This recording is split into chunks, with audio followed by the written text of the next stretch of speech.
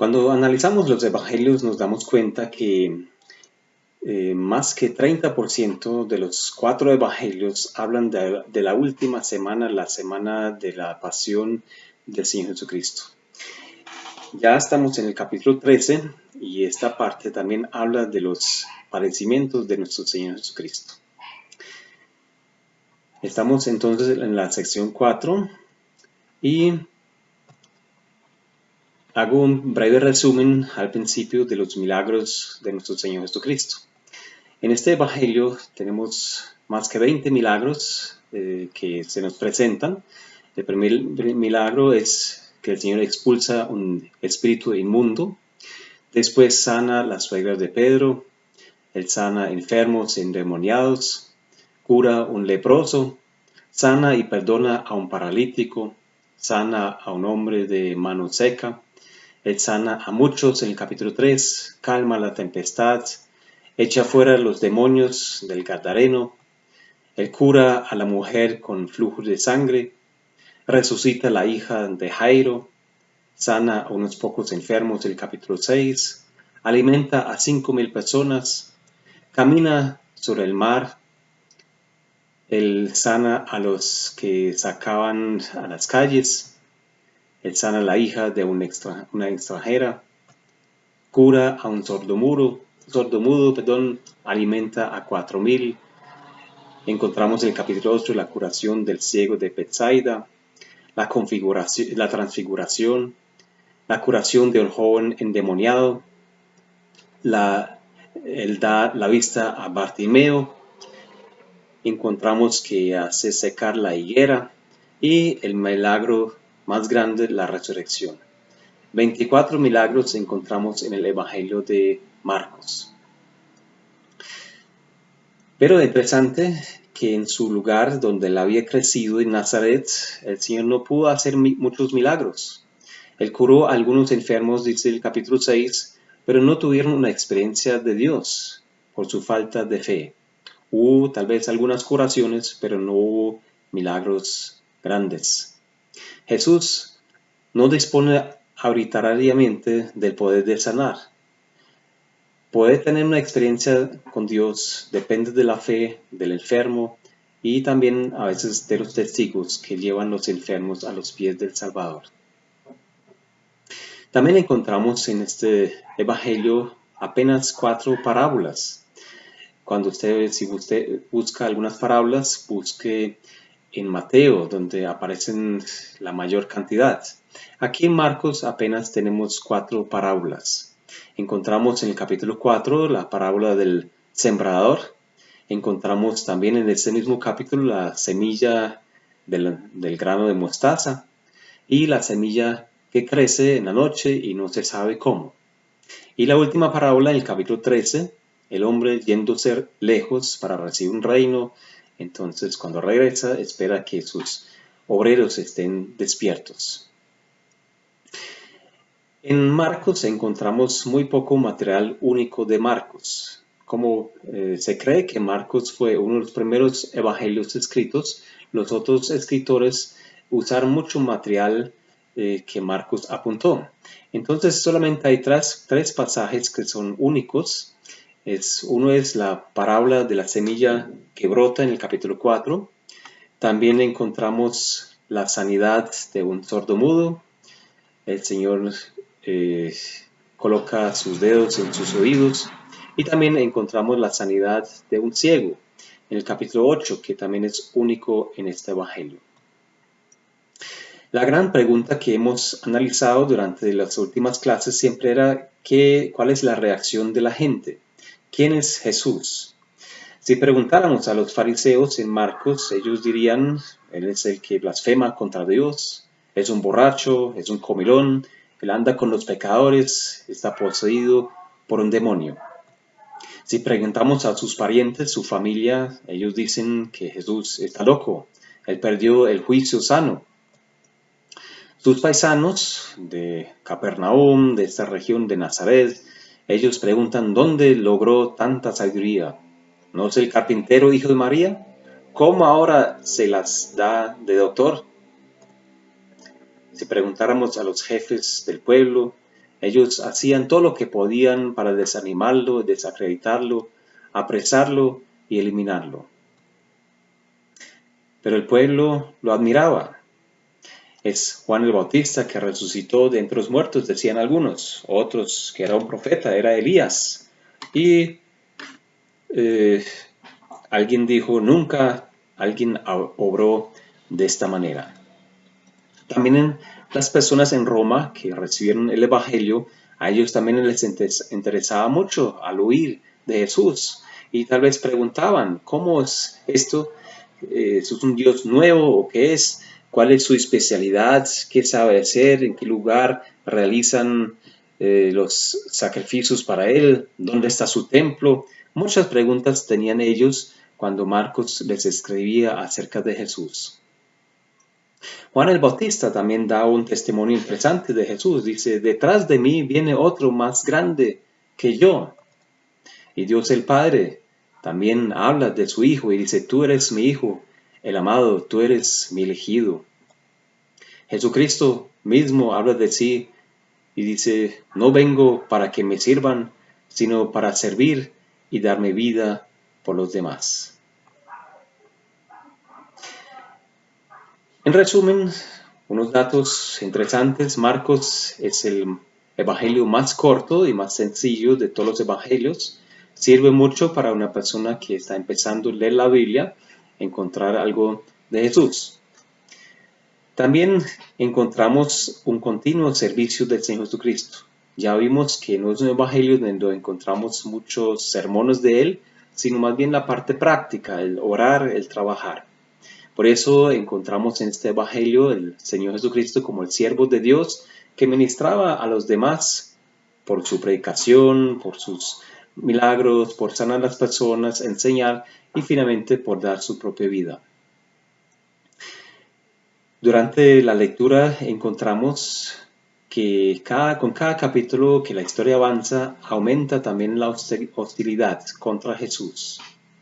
En los últimos días, los últimos 8 días del ministerio de la vida del Señor, ocupa casi 40% del Evangelio según Marcos. Los capítulos 11 al 16 hablan de la última semana. El Evangelio de Marcos nos ayuda también a encontrar una cronología de los eventos en este Evangelio.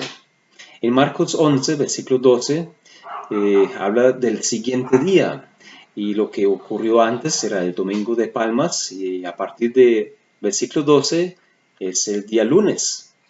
En Marcos 11, 20 encontramos otra fecha y dice, y pasando por la mañana, llegamos al día martes. En Marcos 14:1 dice, 2 días después era la Pascua y la fiesta de los panes sin levadura. Llegamos al día miércoles. El día jueves empieza con Marcos 14:12, el primer día de la fiesta de los panes sin levadura, cuando sacrificaban el cordero de la Pascua. Y el viernes inicia con Marcos 15:1, muy de mañana. En Marcos 16:1 empieza el día sábado, cuando pasó el sábado. Y Marcos 16:2 dice, muy de mañana, el primer día de la semana, es el día de la resurrección, el primer día de la semana es el día domingo. Entonces Marcos nos ayuda a ubicar los eventos de todo el evangelio, o de los 4 evangelios, en esta semana que llamamos la semana de pasión. En el capítulo 13 inicia diciendo el primer versículo, sabiendo que subiendo Jesús del templo, le dijo uno de sus discípulos, Maestro, mira qué piedras y qué edificios. El versículo 3 dice, y se sentó en el monte de los olivos.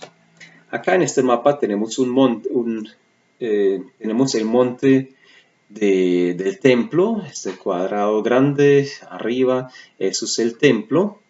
Entonces aquí esa es la parte occidental, aquí es, oriental, y esa es la parte occidental. Entonces aquí está el norte y el sur. Entonces en la parte donde nace el sol, esta parte aquí es el monte de los olivos. Entonces el Señor subió a este monte y miró desde arriba al templo, hacia abajo. Ese es el Monte de los Olivos, una foto recién, los últimos años de este monte, donde el Señor acostumbraba a pasar la noche, donde subía a orar en ocasiones. Nos sentamos entonces en este monte, hoy en día, entonces se ve así desde arriba, y uno tiene una buena vista sobre todo el área del templo. Aquí esos son los muros donde estaba colocado antes el templo, sobre esta plataforma acá.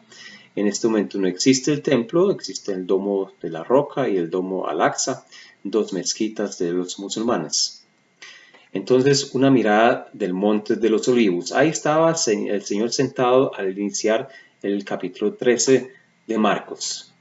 Eso, así más o menos, era el templo en este tiempo. Aquí está la fortificación de Antonia, un castillo donde Pablo subió las gradas cuando capturaron a Pablo. Eso era de los romanos. Aquí hay un tanque grande para limpiar los sacrificios, los animales, antes de llevarlos al templo. Aquí encontramos la casa del templo, donde aquí al frente estaba el altar del holocausto, el lugar santísimo acá atrás y el lugar santo. Aquí casas para los sacerdotes, y aquí había un atrio para las mujeres. Hasta aquí podían llegar las mujeres. Aquí cantaba el coro de los levitas, y aquí está la pared que separaba los gentiles de los judíos. Hasta ahí, hasta ahí podían llegar los gentiles solamente. Y también aquí, ese es la parte del pórtico de Salomón, donde en este rincón acá el Sanedrín tenía su lugar para el juicio máximo de la tierra de Israel. Entonces miramos acá un poquito inclinado desde el monte de los Olivos hacia el templo. Y los discípulos miran, eso es la puerta hermosa acá abajo, donde estaba sentado el cojo en el libro de los Hechos. Aquí hay escalas que suben, y aquí entraba y salía mucha gente al templo.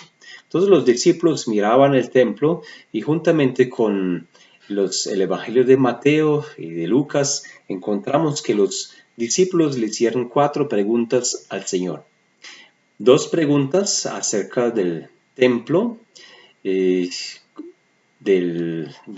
porque el Señor anunciaba la destrucción del templo. Entonces preguntan acerca de la destrucción del templo y de la señal que viene con esto, y también preguntan acerca de la señal de la venida del Señor y este tiempo también. Aquí encontramos una foto de la piedra más grande que se han encontrado de la construcción del templo. Esta piedra grande pesa unos 578 toneladas y mide 13.7 metros por 3 metros y medio por 4 metros y medio. Sabemos que Salomón construyó este templo, y dice la Biblia que él no usó ninguna herramienta metálica, sino las piedras fueron prefabricadas fuera de Jerusalén y llevadas al monte y solamente puestos allá. No se sabe cómo Salomón hizo para llevar estas piedras hacia allá arriba. Entonces los discípulos están sentados en el monte y admiran estas piedras. Y el Señor entonces narra acerca del tiempo cuando Él iba a regresar para establecer su reino desde Jerusalén. Entonces empieza con un tiempo que nosotros llamamos la tribulación. El versículo 8 habla del principio de los dolores. Aquí encontramos la primera parte de la tribulación, y después habla de la gran tribulación. Este tiempo va a ser muy difícil sobre la tierra. Aquí no incluye el rapto porque el Señor habla con sus discípulos que son judíos. Ellos no conocieron el rapto todavía, pero entonces el Señor habla acerca de este momento cuando el templo será destruido y de una sale y salta hacia la tribulación. Esto tiene lugar después del rapto de la iglesia. Pero el versículo 7 dice que vienen guerras, rumores de guerras, pero aún eso no es el fin, sino apenas es el principio de los dolores, cuando habrá hambres, alborotos, terremotos, etc. Entonces Dios exhorta a su pueblo, versículo 11, pero cuando os trajeron para entregaros, no os preocupáis por lo que habéis de decir. Esas son palabras para Israel, el remanente de Israel que pasa la tribulación, entonces van a ser juzgados, van a ser perseguidos, y Dios dice que el Espíritu Santo hablará por medio de ellos. Y la palabra del versículo 13 dice, al final, el que persevere hasta el fin, este será salvo. Eso no es un versículo para la iglesia, sino un versículo para Israel. Tenemos que tener claro esto. A partir del versículo 4 empieza la gran tribulación.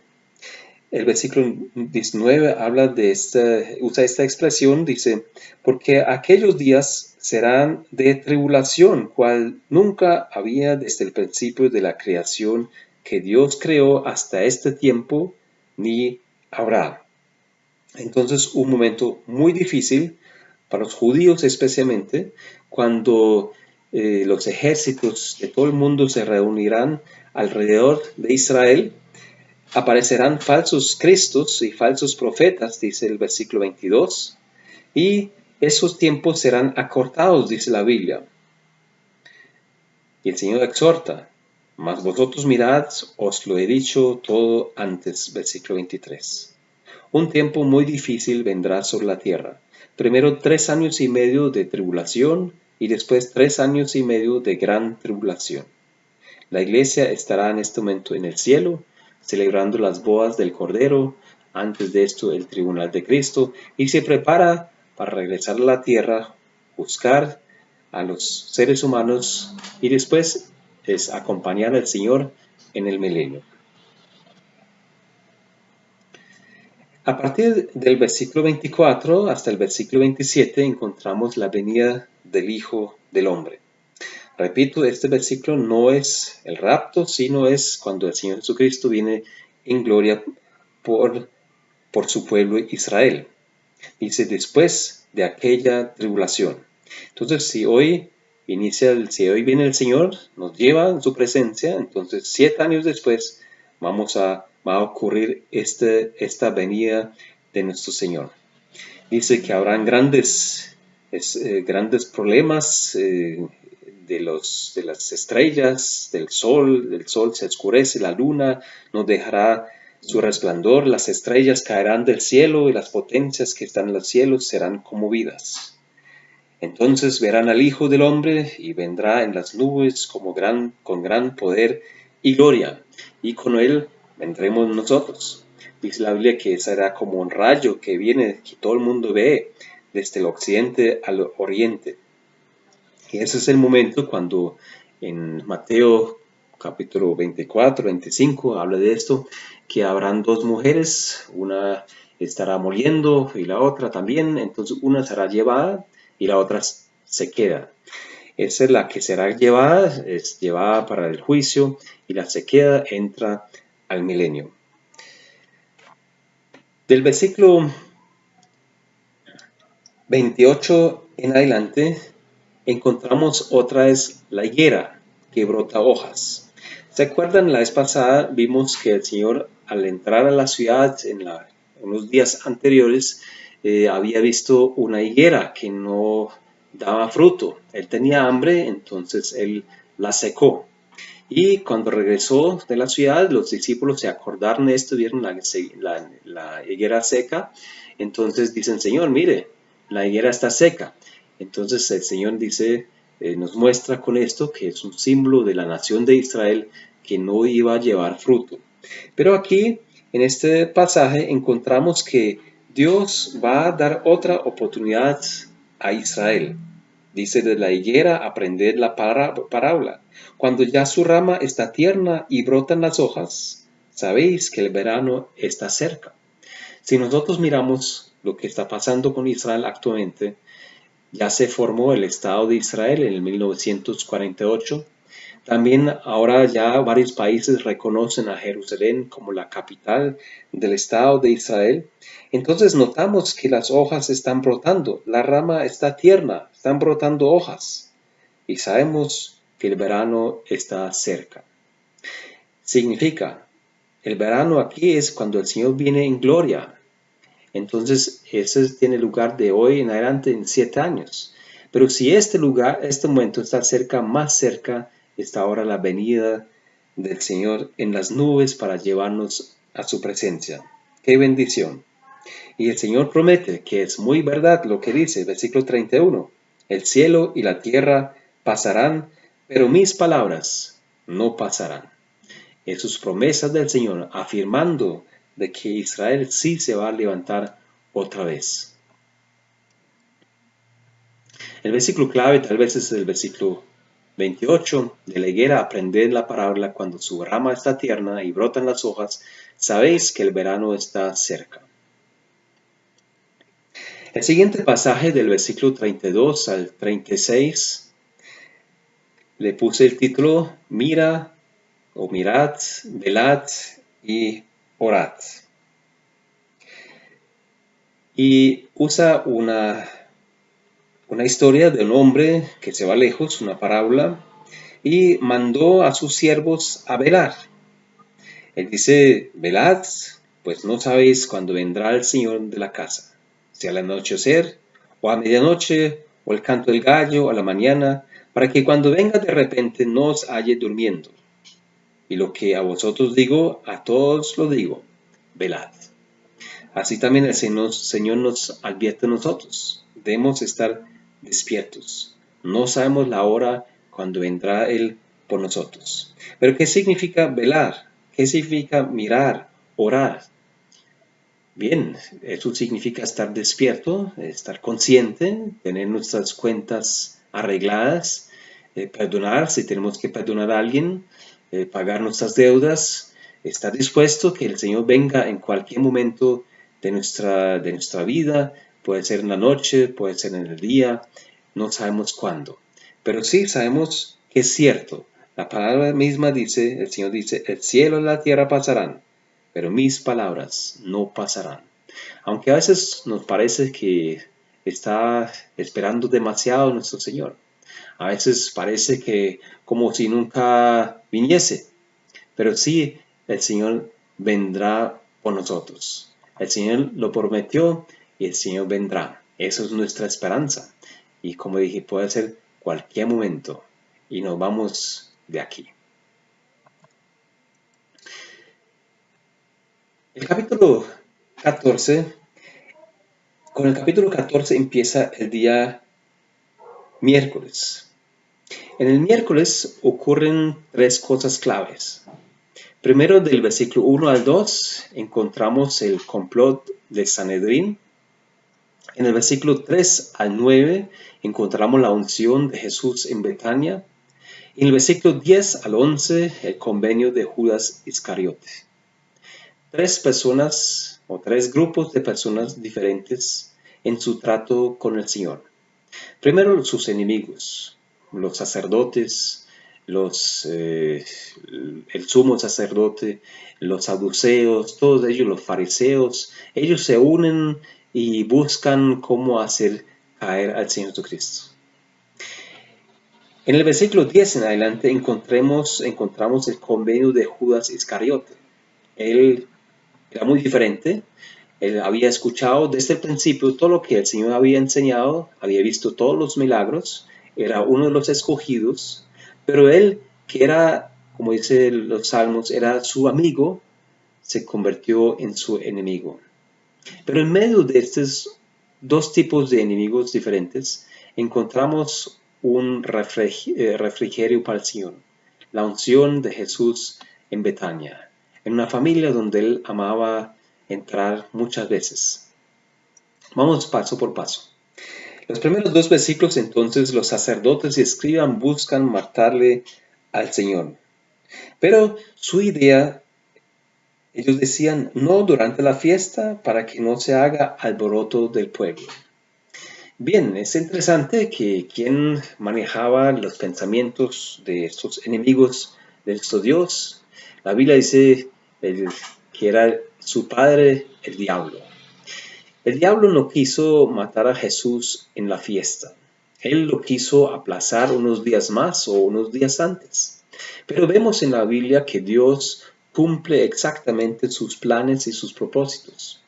El horario de Dios es puntual. Nunca llega tarde y tampoco llega temprano. Entonces, como tenía que cumplir todos los símbolos y las sombras del Antiguo Testamento, el Señor tenía que morir el día cuando murió la Pascua o cuando se comía la Pascua. La Pascua se comía el jueves por la noche, que pertenecía ya al día viernes. Entonces el Señor tenía que morir el viernes. No había otra forma. Pero aquí los sacerdotes acordaron de no matarle en este día. Pero Dios nunca llega tarde. En los versículos 3 al 9 encontramos entonces la mujer en Betania, dice, en casa de Simón el leproso. Él estaba sentado en la mesa y llegó una mujer con un frasco, un vaso de alabastro de perfume de nardo puro de mucho precio. Bien, en otros pasajes encontramos el precio, era casi un sueldo de un año entero que ella derramó sobre la cabeza del Señor, y a los discípulos y a la gente que estaba sentada ahí no les gustó la idea, porque dice que el costo era de 300 denarios y eso era más provechoso darlo a los pobres. Especialmente Judas Iscariote levantó la mano y no está de acuerdo. Pero el Señor da un testimonio muy grande de esta mujer. Dice que ella hizo una buena obra. En el versículo 8 también dice, porque ha anticipado a ungir mi cuerpo para la sepultura. Y además promete que donde quiera que se mencione el Evangelio de Dios en este mundo, se va a hablar de la mujer, de esta mujer, lo que había hecho. Así es cuando usted y yo hacemos algo para nuestro Señor. Si nosotros mostramos su amor hacia Él, aunque nadie nos vea, aunque el mundo diga que lo que hicimos es algo muy loco, el Señor ve nuestra actitud. Y la mujer lo hizo por amor. Y el Señor prometió lo que hizo a ella, eso lo vamos a hablar hasta el fin del mundo. Y por eso está escrito acá en la Biblia y hasta hoy en Colombia hablamos de ella. Versículo 10 al 11 encontramos Judas que propone a los principales sacerdotes de entregarles a Jesús. Él mismo tuvo la idea y interesante, versículo 11 dice, ellos al oírlo se alegraron y prometieron darle dinero. Bien, ellos buscaban algún culpable. Vieron que era como muy difícil para ellos entregarle al Señor, pero si tenían un acusador, podían como se sentían menos culpables tal vez. Y les dio alegría hasta estuvieron dispuestos a pagar un precio. La Biblia dice que eran 30 monedas de plata. Y si nosotros miramos en el Antiguo Testamento qué se pagaba con 30 monedas de plata, encontramos un texto donde dice si un buey mata a un siervo, entonces el dueño del buey tiene que pagar 30 monedas de plata en recompensa por el esclavo muerto. Entonces un esclavo muerto costaba 30 monedas de plata y eso le ofrecieron a Judas Iscariote. Eso fue lo que ocurrió en el día miércoles. El día jueves es el día del sacrificio del Cordero de la Pascua. En los versículos 12 al 16 encontramos la preparación de la Pascua. Los discípulos están angustiados o inquietos y quieren servir. Entonces pregunta, ¿dónde quieres que vayamos a preparar para que comas la Pascua? Bueno, Jesús los envía a la ciudad, tiene que buscar un hombre que lleva un cántaro de agua, seguirle a él, hablar con el dueño y decir, el maestro dice, ¿dónde está el aposento donde he de comer la Pascua con mis discípulos? Entonces el Señor dice, este lugar está listo, está preparado para nosotros y allí pueden preparar entonces la Pascua. Los discípulos son obedientes, van a la ciudad, encuentran las cosas y preparan la Pascua. Bien, tenemos que entender que el día, según Éxodo 12:6, del sacrificio del Cordero de la Pascua era el 14 de Nisan. En Éxodo habla del momento cuando dice entre las 2 tardes. Eso quiere decir que era el día jueves entre las 3 y las 6 donde sacrificaban el corderito.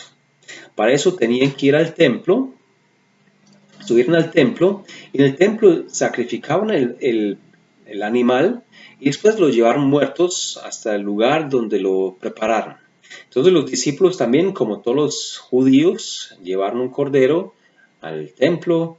Allá fue sacrificado cerca del lugar del altar del holocausto. Aquí encontramos, ese es el lugar santísimo, aquí el lugar santo, aquí adelante, aquí hay unas escaleras y al frente está el altar del holocausto. Entonces aquí ese era el área donde sacrificaban a las ovejitas.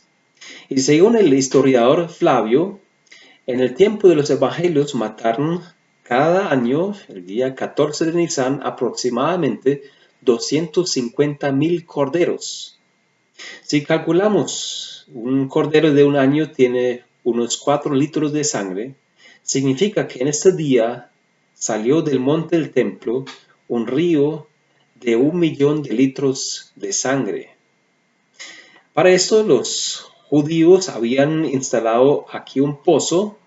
Este pozo está cerca del pórtico de Golá, cerca del altar, y de aquí bajaban con una cuerda y subieron agua de abajo de una quebrada que estaba en unas fuentes por debajo, subieron el agua y constantemente bajaron, limpiaron este areal de la sangre de los corderos. Impresionante, 1,000,000 de litros de sangre. Aquí es el lugar actual. Aquí encontramos, aquí el número 2 indica todavía está este pozo, existe todavía en el pórtico de Golá. Ese pórtico ya no existe. Y aquí estaba el lugar del altar. Nos acordamos que en 1 Corintios, y voy a ver el versículo del capítulo 5, 1 Corintios capítulo 5, los versículos 7 al 8, donde dice: limpiaos pues de la vieja levadura, para que seáis nueva masa, sin levadura como sois, porque nuestra Pascua, que es Cristo, ya fue sacrificada por nosotros. Así que celebremos la fiesta no con la vieja levadura, ni con la levadura de la malicia y de maldad, sino con panes sin levadura, de sinceridad y de verdad. La Biblia dice que los ríos de sangre del Antiguo Testamento nunca podían limpiar el pecado, pero la sangre del Cordero, un Cordero sin mancha, sin contaminación, pudo hacer ese trabajo y limpiarnos del pecado. Seguimos en Marcos capítulo 14, en los versículos 27 en adelante, 17 al 21, encontramos la comida de la Pascua, el anuncio de la entrega de Jesús. Entonces vemos el versículo 17, 18, el Señor se sienta en la mesa y mientras comían la ceremonia de la Pascua, el Señor anuncia que uno lo iba a entregar. Los discípulos se preguntan, bueno, ¿será yo? El otro, no, yo no soy, es usted. Entonces empiezan a pensar y preguntan al Señor. Y el Señor dice: es uno de los 12 el que moja conmigo el plato. En ese tiempo había una costumbre de mojar un una parte del pan, entrarlo, meterlo a la salsa que ofrecían. Entonces pasaban este pedazo de pan al mejor amigo que estaba sentado en la mesa. Entonces el Señor usó esta costumbre, untó el pan en la salsa y lo pasó a Judas. Pero dice, advierte, a la verdad el Hijo del Hombre va según está escrito de él. Mas hay de aquel hombre por quien el Hijo del Hombre es entregado. Bueno le fuera a ese hombre no haber nacido. Un severo castigo espera a Judas Iscariote. Aquí encontramos un corderito. Eso tiene mucho menos que un año, pero es un animal muy tierno. La Biblia dice que el cordero tenía que entrar el 10 de Nisan y quedarse hasta el día 14. 4 días jugando en la casa con los niños, estando con la familia, y después tenía que ser sacrificado. Así también el Señor entró a Jerusalén el domingo y el viernes dio su vida.